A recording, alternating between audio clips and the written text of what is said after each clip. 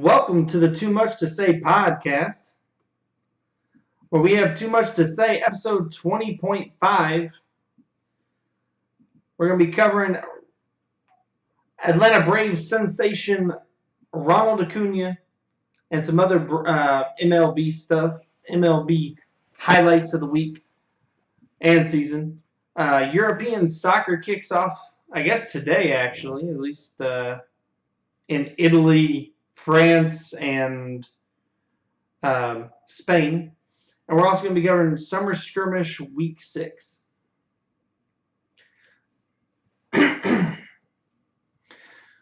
But to start things off, I did want to, this week, as you can kind of tell, I'm a Braves fan, and one of our rookies is having quite the hot streak.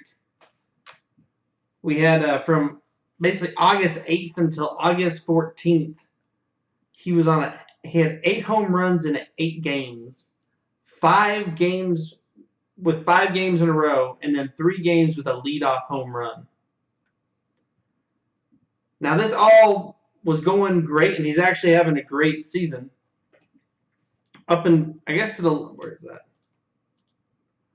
Oh, since the All-Star break,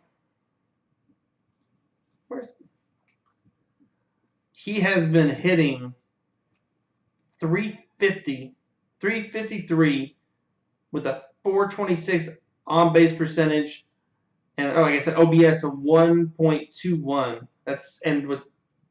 Where is that? 12 home runs. He had 7 home runs before the All-Star break and 12 home runs after. So basically, like a complete.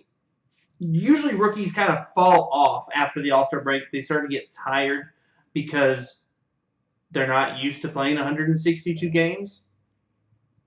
But all he has done is heat up since the All-Star break.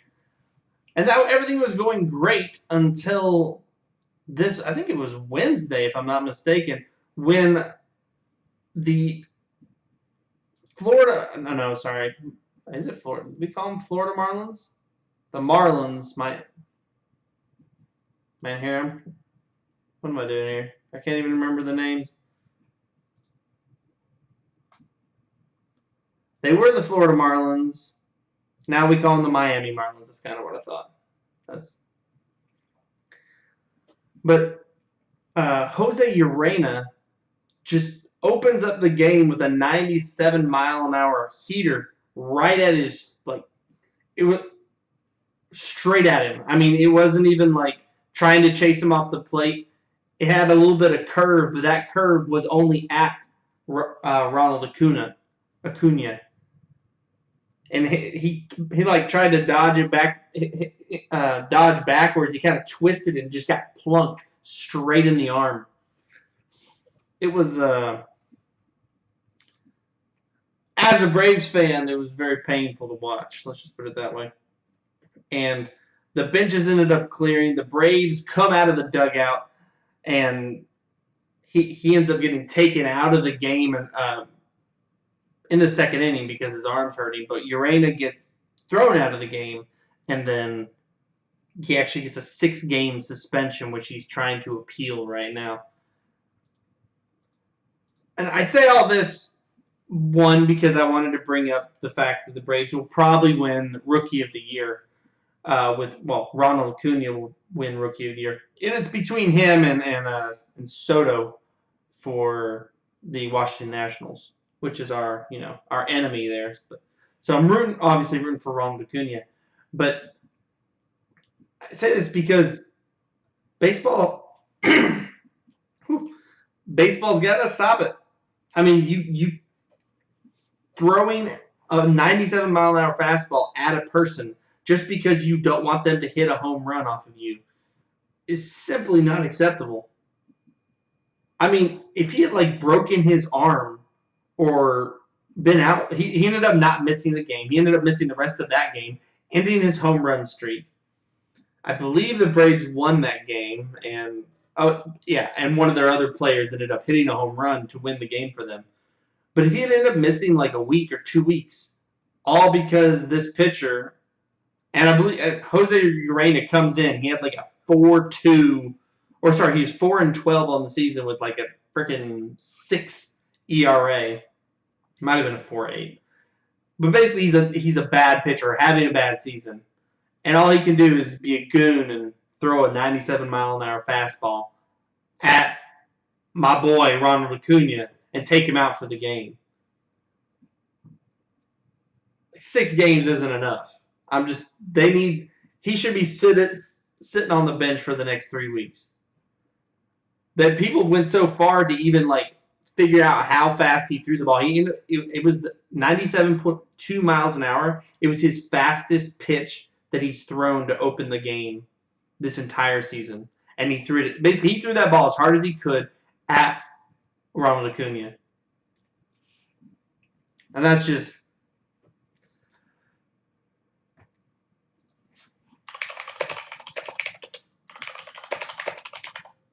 And that's just horrible.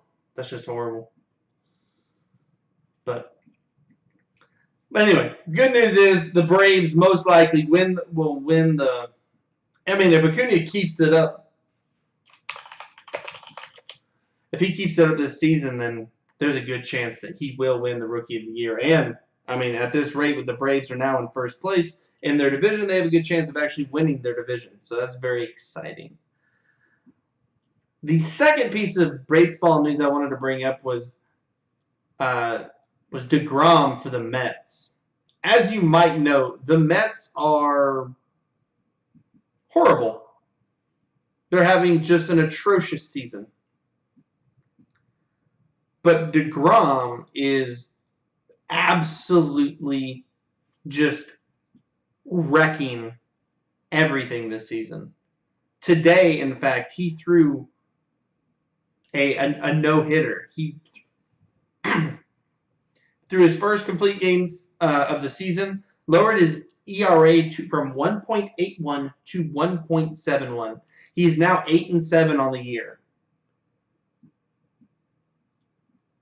And I've been listening to all the pundits, and they're saying, no, DeGrom, he's only 8-7. He shouldn't have a chance to win the Cy Young. That is absolute nonsense. People say, oh, you have to win games to win the Cy Young. Whether or not you win games as a pitcher is almost out of your control. All you can do is go out there and do your best. All you can do is go and throw and make batters miss. If you're averaging you have a 1.71 ERA, which, by the way, obviously is the best in baseball, and your team can only win 8 games in all of your starts, at some point you're absolved. I mean, the New York Mets are 53-69. They are cellar dwellers. They are a horrible team. To hold that against DeGrom, I say this as a Braves fan. I'm obviously not a Mets fan in the slightest. But the Mets are 15.5 games out of first place. 15.5 games behind the Atlanta Braves. That's not Jacob DeGrom's fault. How you have to win the games. I get it, but this is a team game. This is the pitcher can only do so much. When you're giving up less than 2 runs over 9 innings and still not getting the victories, it's absurd. If I had a Cy Young vote, it would be for DeGrom. The AL Cy Young winner or race is not nearly as controversial. Chris Sale is basically just destroying. He's on the #1 team in the major leagues. He has, I believe, 13 wins. He did he's 12-4 with a 1.97 ERA and 219 strikeouts. But unfortunately, he just went on the DL with shoulder inflammation. So that's not good. That's a good. Right now he is definitely in the driver's seat for that AL Cy Young, but I mean if he misses, a month, it could be very easily go to somebody else. I mean he is. I mean we got pitchers right beneath him with Blake Snell for the Tampa Bay Rays at with a 2.10 ERA, Trevor Bauer for the Cleveland Indians with a 2.22, and then even Justin Verlander for the Houston Astros with a 2.52. So I mean they're close. They're close. So if he ends up sitting out, it could very easily end up dropping to somebody else, which really would be a travesty based on the current Boston Red Sox season. I mean they deserve to clean up. But all right, moving on to European soccer, which I guess I wasn't. I get so caught up in American sports, even though, in fairness, I do love European soccer. So European soccer actually kicked off today. We had the openers for three of the biggest teams in the world today. We had Barcelona, FC Barcelona, open up against Alves in La Liga with a 3-0 victory. Messi getting 2 goals, one off of a cheeky free kick, and the second in the 92nd minute, leading his team to a 3-0 victory. Alves is not like it's not like they went and played against Real Madrid or something, or even Atletico. So it was kind of they're a cellar dweller in there. So but it's still nice to start off the year with a victory. And bigger point to this is Messi as the greatest, or 1A or 1B player in the world, he still needs the right pieces around him. I think that's very obvious from what happened with Argentina in the World Cup. He struggled to get the goals necessary to propel them. But I mean, I know that this is probably lower competition with Alves, but this is still La Liga. This is still one of the best leagues in the world. Alves would come over to the United States against the MLS teams and dominate. But to be able to, I mean, he just opens up with, opens up 2 goals easy in the first game. We didn't see any of that magic for him. Hardly any of that magic in the World Cup. So, good to see Messi come out. We also had PSG open up against Guingamp with a 3-1 victory. Mbappe with 2 goals and Neymar with the other. And Juventus, we had Cristiano Ronaldo's debut against Chievo Verona. Ronaldo, they ended up winning 3-2, but Ronaldo had 0 goals. It was actually a comeback victory with the Juventus being behind almost the entire game. They ended up getting that final goal in the 93rd minute to win. It was very close. Almost, well, that would have been a tie, but between that and having to get an own goal, I mean, it was a not that great of an opener for Cristiano. But a victory is a victory. A dub is a dub. So it is good to see Juventus get off of that. It'll be very interesting to see what kind of season Cristiano has for Juventus. I will say it again. I am very sad to not have him on Real Madrid. I very much enjoyed rooting against him, against my boy Lionel Messi. So it was good though. It was good. It's a good opening weekend for the best teams. They don't they're not scheduling the big hitters to play each other in that first. On a separate note, for college football here in the United States, I really don't like that. College football in the past, I'd say it's 5 or 6 years ago, Maybe it's more by now. But they would always put those big games later in the season after the team was good. Now it seems like the opening game of every big program goes out and just schedules. It must be a money thing, but you're watching that game could be absolutely amazing if you waited 6 weeks. But instead you have them playing against each other at the very beginning. And neither team is well seasoned, familiar with each other. Their offense is bad, their defense is bad. So I know it's a sidebar, but I really don't enjoy that. Let's hop into Fortnite. This week we had a new weapon introduced with patch 5.21, the Heavy Sniper. It's this bad boy right here. The Heavy Sniper, very similar to your bolt action, but it only comes in Epic and Legendary, reducing its frequency. But the big difference between that Heavy Sniper versus the bolt action is that the Heavy Sniper is built specifically for taking walls down, taking structures down. One shot, one kill when it comes to a wall. Has a slower reload time, but it does similar damage when it comes to shooting opponents. It was very interesting.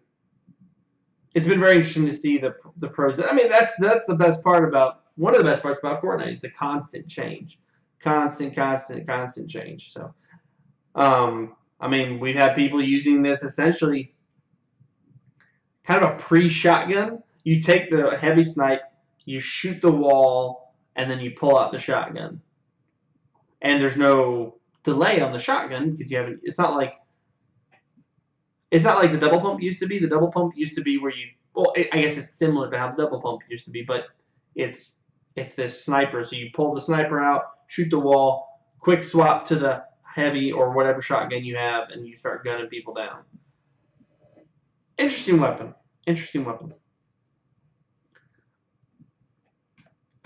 Again, Epic's game development team is, I think, just fantastic. I have zero issues with what they do. I think that they are. I think that they're brilliant. I think that they really, really do know what they're doing and manage to keep the game fresh every single week. And this is just another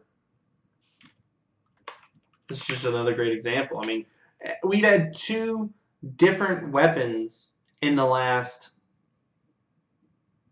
2 weeks with that double barrel shotgun. Yeah, last week we were talking about the double barrel shotgun. This week we're talking about a heavy sniper. So, like I said, I am always impressed with the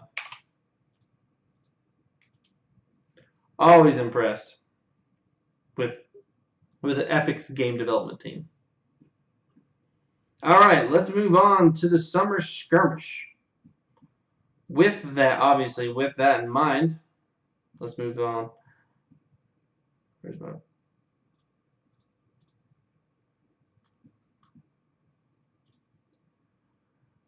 This week we were going to run back the Kingpin format with one very large change. So in week 5, we had the Kingpin format, which means every game, a kill is worth 1 point. A victory, or if you win the game, the next game you have a 3 times multiplier. If you get 7+ kills, you get a 2 times multiplier. So if in game 1 you win the game, you have 5 kills, but the next game, if you got 2 kills, you would get 6 points, so for a total of 11. Last week, this was a cumulative game, so whoever had the most points wins. This week, it was based on whoever had the most points per game won a certain amount of money. And secondly, they decided to split up the two regions. I think that Epic this is, if you ever want to see experimentation with the game, this is it. I do wonder if they would ever consider doing this like permanently, based on, Epic likes to do the constant shift and change, obviously with the new weapons, new game modes, that sort of thing. So I wonder if they would ever. They're doing it right now. This is $8 million over 8 weeks. It's a lot of money. So it's very interesting to me to see if they would actually consider setting something up more permanently to have this revolving format. I wonder if they would kind of sketch out where like teams could know what was coming in the future. I also wonder if they would want their institutions to actually, or their the teams to actually have a set roster. We in this. Oh yeah, so anyway, so the other piece, because the other piece of this week was they actually split up NA and EU. Each day had 5 games. So EU went first. They started at I believe it's noon. Yeah, it was noon Eastern time, and they played 5 games. And then at 5 Eastern time, NA kicked in. They played 5 games. That was on Friday, and then on Saturday they repeated it. So they ended up playing the same amount of Fortnite. It was just 5-game spurts. Now I wonder I wonder if it was because they were trying to figure out followage, if one region or the other gets more following, or if they were just trying to toy with the format. Obviously NA had way more viewers both days. I also think my biggest issue with this though, and I liked the format, and I liked, for instance, that getting that 3-point multiplier the next game might win you that game, but it didn't affect how you did for the entire tournament. Yeah, you won a game, that's money you earned. It was yours. But last week, Not Vivid and Poach just torched kids. I think they ended up getting 20-something points in a single game, and that was basically, it was over. So this I liked this better in that sense, that there wasn't a longer effect from that 3-point multiplier big game. But I still don't like it. I still don't like the multiplier. I don't like how it bleeds over, and I also don't like the fact that Epic's production team has such a difficult time at keeping track of what's happening in these games. At the end of the time, right now, we don't actually have the official results. We might now. Let me do a refresh. But before I went live, nope, still TBD. We still don't have the results from day 2, group 2. The tournament's been over for an hour. Now, every match, every game, they showed us who won. All that is simple math. But even more than that, we should be able to see that during the game. This is not rocket science. I actually just watched some Rainbow Six this week. That production's fantastic. The third-person view that no one ever gets to see unless you're watching it is wonderful. That was a really enjoyable game to watch. And I've never even played it, and I enjoyed watching it. It was like the world champion, or it was a major, which is similar to something like a tennis major or a golf major, like a big tournament, big prize money tournament. But that was really enjoyable to watch. They had so much control on the views that they could provide. Epic, you got to step up your game there. I get it. You have the most popular esport in the world right now. I mean, you're averaging 300,000 to 600,000 views, and I know you keep trying to keep it fresh by adding, changing up the format, but you need to improve your production quality. There's no reason that your production team wouldn't know immediately after the game who won, and that your casters wouldn't know that and be able to follow the kill tracker. If you're going to do these multipliers, that needs to be transparent. Like, your team needs to see a running tally as you go. There's just no reason for it not to be that way. Not to mention, this format's still stupid. The multipliers are still stupid. Like, just make them like plus points. I'm not going to say it again. I've said it in the last 2 weeks that there should be points for breaking kill thresholds and points for winning or for your placement. Now, how you want to play around with that's up to you, but that's how it should be done. Points for killing, just like this. 1 point for eliminations, and then you pick a threshold: 5 kills plus 5 kills, or plus 3, or plus 3 points, whatever. Winning's worth 3 points or 5 points, or what. Like, play around with that format.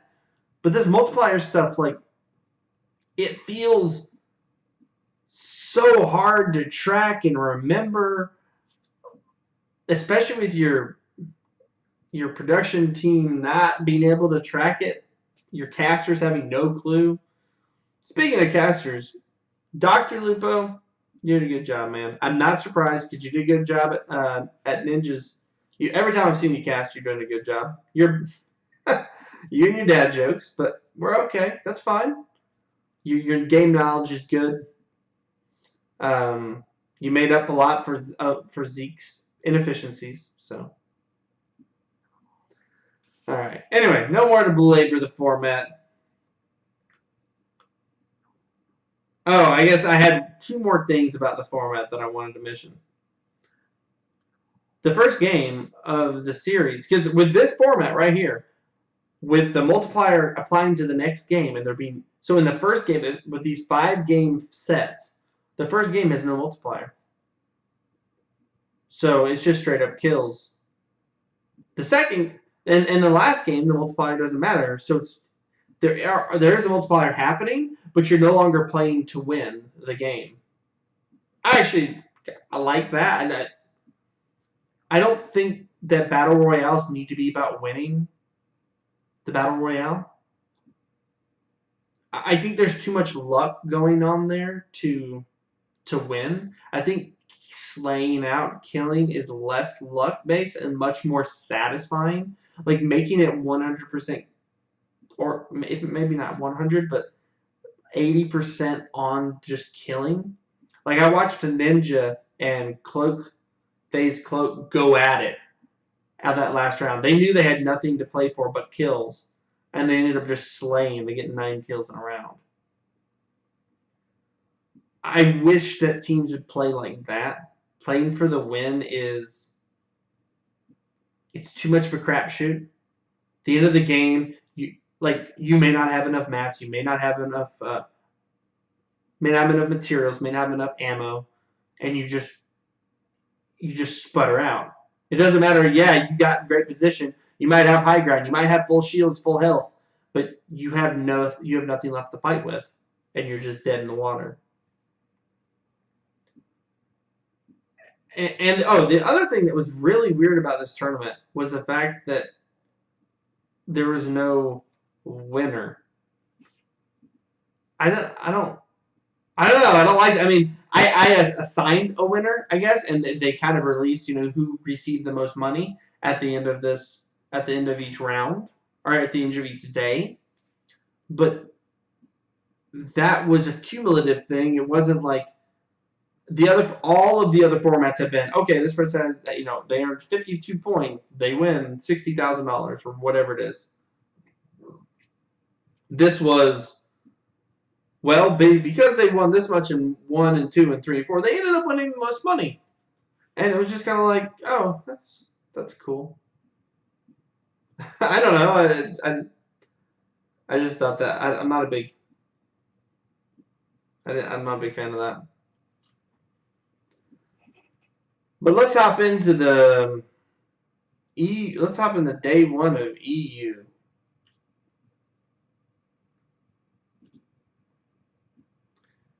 EU is, it is. I'm gonna be honest. EU is something else. NA is really consistent. Like you have really good players that always finish, or not maybe not always, but a high percentage of them always finish really well. EU is not like that at all. So we in day oh, this is day one, day two. My bad. Let me see if I have day one up here, or if I just grabbed day two twice. I just grabbed day two twice. Hold on.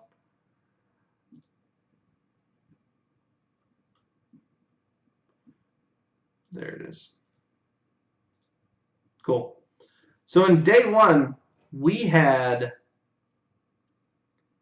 man, I'm telling you, we had like all sorts. I mean, it was basically brand new people that I've never even, that haven't placed in any other tournament. We had them win. We had Amarcod and Ames Sons. Like they week 1 through 5 they scored nothing. They won week one. They won day one. I think this format really messed up a lot of people, not really understanding the whole multiplier thing, and then also that like you're playing game to game and your cumulative doesn't really matter. Now this is the cumulative. They ended up winning $23,000 combined. So I mean that's a big drop off. Last week was $60,000 for the winner. This week, that was the winner won 23,000 combined. So they split that. Which I mean, it's still good money. Don't get me wrong. I would take $12,000, but that's a big that's a steep drop off. Steep drop off. Let's see here. We didn't have a nobody. The first repeat winner was Mitro coming in fourth.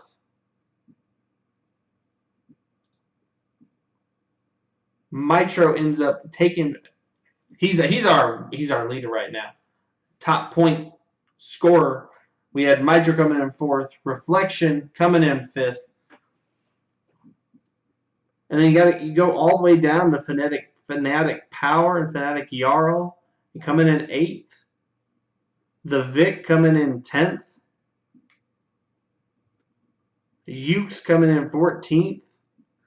Mikolo in 15th. Broken in 19th. Those are like the only ones that have been even placed. I mean, that was what, like 7 names out of 40? This format really messed up EU. Like your standard winners, the ones top 1 through 10. Not a great week for them. Not almost for any of them. Now let's pull up. So then we ran it back today, and Gotaga, one of the, basically the most famous Fortnite streamer in France, with Mikolo coming in first.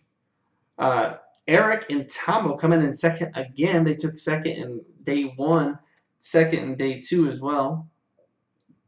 Tinny and Don Nizzle coming in fourth.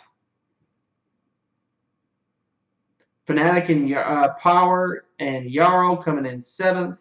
Amarcod and Ames Sons took first in the first round, took 8th in the second round.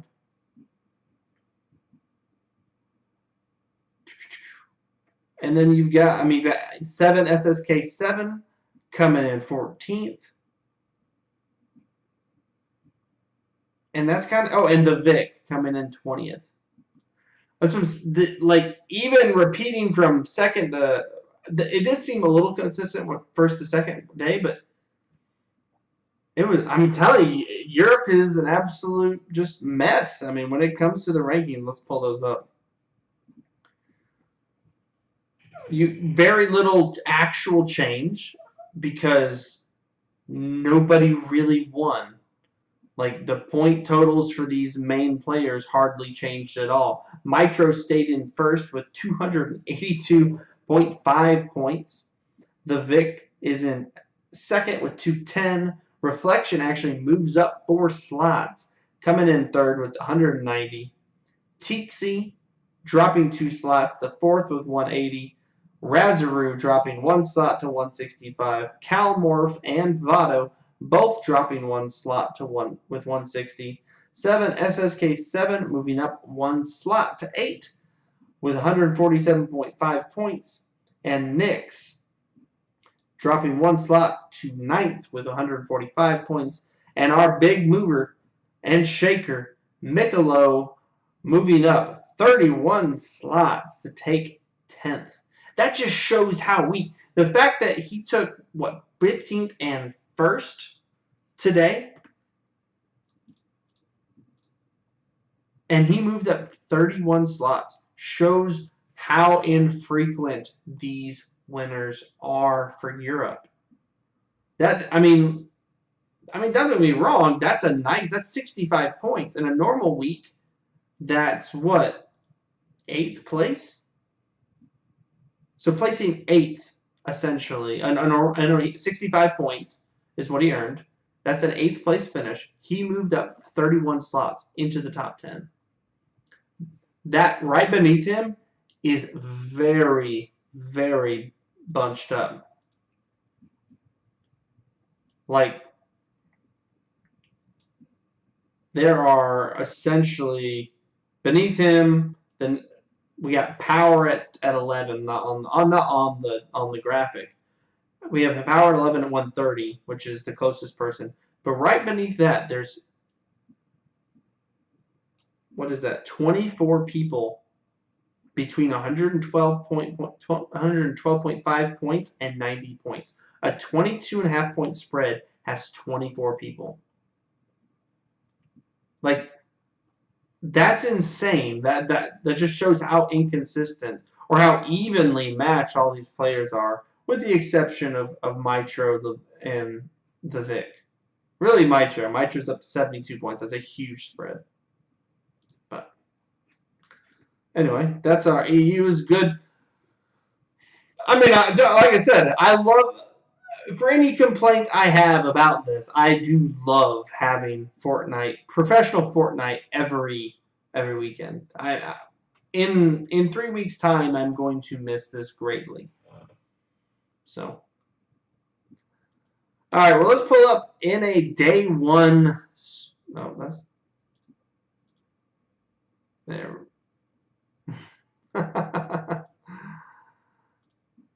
I see what I did. Let's pull up the NA Day 1 rankings here. Group 2 Day 1. There we are. All right. Like I said, NA is much more consistent on what happens. Now this format, I think, threw a bunch of people for a loop, but we still have a lot of our heavy hitters in the top. First place, however, was Nate Hill and Funk Bomb. Now that's not a. They have never placed this high, but they did take 7th last week. So they finished, that's their 2 times in the money. And they are actually ranked 23rd right now. A first place victory brought them up to 23rd. They were 46th to 23rd, so 23 slots for the first place victory. We have Nick Merckx and Cypher coming in second. Congrats, my boys. King Richard and Ghost Demo in third. FaZe Tempo in fourth. Courage JD and Hysteria in fifth. Valkyrie XD and High Distortion in sixth. FaZe Yellow and Tfue in seventh. Disguised Toast and Not Vivid coming in eighth. FaZe Thieves and Liquid Chap coming in 9th. I mean, this is a who's who of NA Fortnite. Annihilus and FaZe Jailmock in 10th. Masund and Reavers coming in 11th. FaZe Space Leon and might be Lion there, but definitely Leon's how it's spelled. And Liquid Poach coming in 13th. Parallax in 14th. Obsect and Saint in 15th. Ninja and FaZe Cloak coming in 17th. Liquid 72 Hours with Alexia Ray in 18th. And Destroy and Symphony coming in 20th. Basically every single person, almost, let's see. Give me 1 second. Let me organize them by, there we go. Of these people in the top 20, we had 1, 2, 3, 4, 5, 6, 7, 8, 9. 9 people out of the top 40 players hadn't placed beforehand. That's a huge difference compared to EU. I think that's really, for me, what makes NA so much more enjoyable is there's kind of more of a hierarchy. The players are a lot more consistent. Now, I know that the score, we've had fewer scores for EU than NA. They played one less week. Week 1 EU didn't play. But still to get top, not Vivid's at 397.5 points. Like EU's at 280. That's 112 points. You couldn't even get that if you played. And this is, mind you, this is without points for week 6, day 2. We don't have the official rankings as of this podcast haven't come out yet, which we're now an hour and a half past the time when that tournament ended. So that's a whole different thing. But that is, so let's go ahead and take it rankings. Mind you, these rankings are after day 1 of week 6. I'll be releasing day 2 as soon as Epic publishes the actual results from day 2. And I don't know if I mentioned what I did to make, because we split this week up into 2 separate days, with each region playing every day. I actually took those placements and I divided them in half. So placing first day 1 was worth 50 points. Placing first day 2 is worth 50 points. But placing second is worth, I believe, 47.5 points. And so on and so forth. So placing 20th would be worth 2.5 points in a week 6 day. So not much change after day 1. Not Vivid holding on to his top slot with 397.5 points. Liquid Chap 340 at 2. 3 is Liquid Poach 325. FaZe Tfue holding the 4th. Energy Zate 5th. Liquid 72 Hours 6th. FaZe Cloak 7th. Ghost Demo actually moving up after placing 3rd in week 6 day 1, moving up 2 slots to be ranked 8th. High Distortion moving up 5 slots into 9th with 192.5 points. And then Ghost Staff and Ghost Bizzle both dropping 2 slots to be tied for 10th. And like I said, as soon as I get as soon as the official results come out, we'll get these rankings updated, and we'll have NA week 6 complete. But all in all, another great week. Like I said, love to see some changes to the format, definitely to the production. Yeah, I've made my opinion known on Zeke, and I hope when they make this more permanent that they find someone else to kind of head the desk.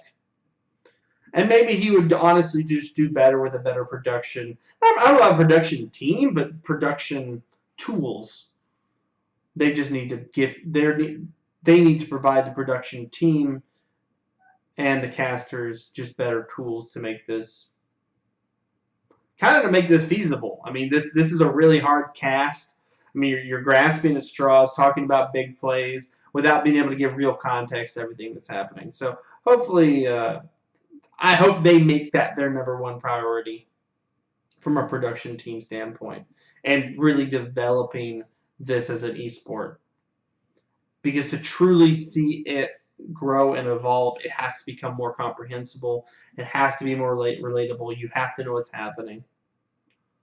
So if you're listening to Epic, please do that because I love me some Fortnite, and I don't know what I'm gonna do with myself in 3 weeks when this is, well, I guess it ends in 2 weeks, but in 3 weeks will be the first Friday without professional Fortnite. Hopefully Keemstar Cat kicks back up his tournament in 3 weeks.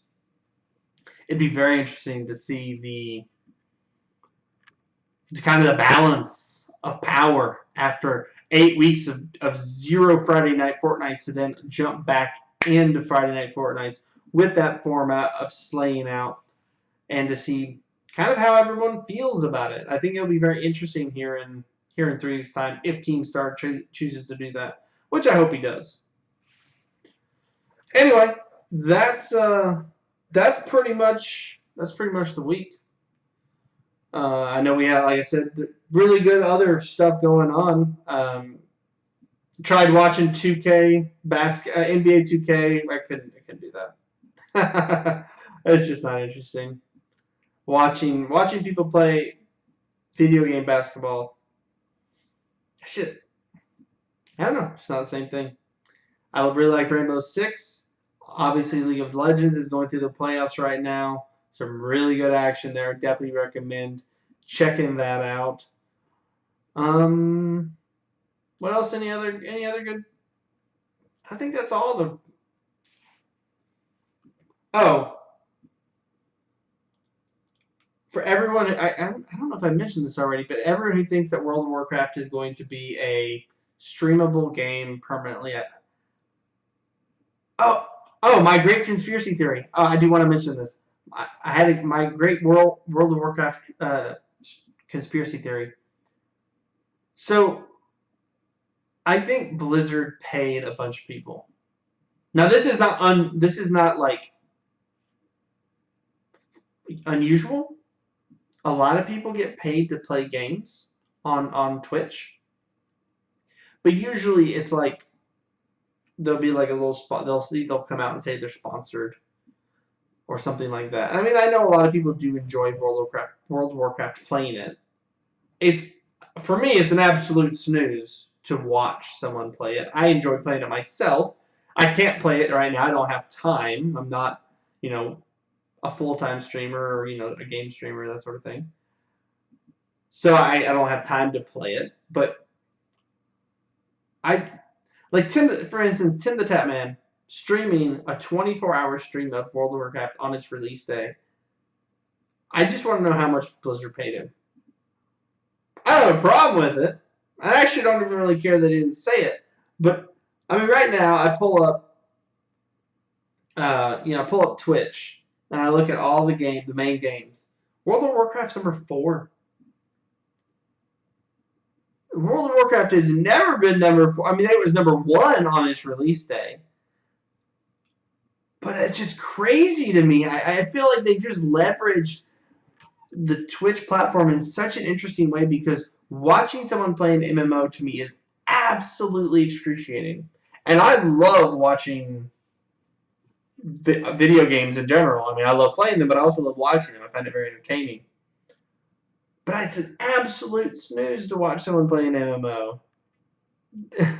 Like, it's a grind. MMOs, especially World of Warcraft, it's a grind, which is fine. That's is very rewarding to some degree until you look at the hours you've spent. I myself played in classic. I played classic WoW, Wrath of the Lich King, and Cataclysm. I want to say, yeah, I think Cataclysm. And I've dumped hundreds of hours into that game. So I love World of Warcraft, but I could not. Well, I can't watch somebody else play it. But to see it up there, ranked number 115, and have it number one the day it was released, I would just love. I mean, if I just want to know how much they spent total across all streamers, how much, and obviously individually. But what a great like guerrilla marketing. If they in fact did it, because I don't know that they did, I just assume they did because World of Warcraft has never been in like the top 10. And you know, probably in the next 6 months it won't be. It'll drop back down because things. I mean, every game kind of ebbs and flows.